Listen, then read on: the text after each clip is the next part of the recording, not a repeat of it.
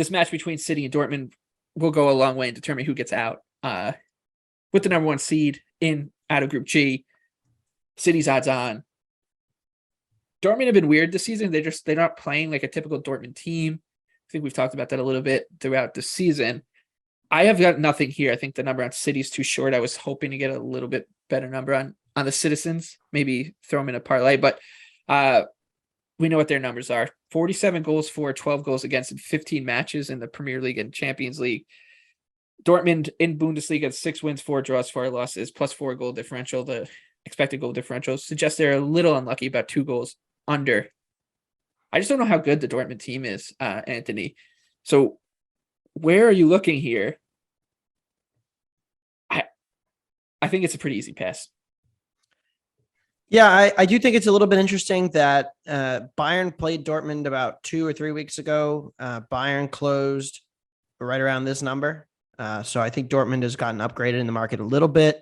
This is a Champions League home match. You do expect Dortmund to be all in here. This is like, the big fixture for them. And they have really still continued to struggle. I know they dominated Stuttgart over the weekend, but if you look across their all overall numbers, the defense is 7th in box entries allowed, 7th in crosses allowed. They're only 2nd in box entries, 6th in crosses completed into the penalty area. So, we've talked about this, right? What does Dortmund do with their attack, and how do they even threaten City? Now, I think it's very true that City is definitely more vulnerable now. And I think we saw that a little bit against Brighton, that they're more vulnerable defensively because of the injuries. But can Dortmund take advantage? I don't know. And that's the biggest thing here. I lean toward the under. The market has sharpened up. If you remember when they played it, the Etihad in the first fixture, that was 3.5 minus 110. Now it's down close to 3 and pretty much 3. It was 3.25. It's already come down to 3. I would have liked the under at 3.25, but now it's a little bit too high. I project 3.1. I'm passing here. You're passing on the total. BJ, you love your City unders. Yeah, I'm going to try it again. Take a City under. I mean, it was kind of impressive what Dortmund was able to do to City when they faced off in Manchester. Only 0.9 XG allowed on 14 shots and 33 touches in the penalty area. Like, City was able to get the ball into the final third, but they just didn't create anything of value.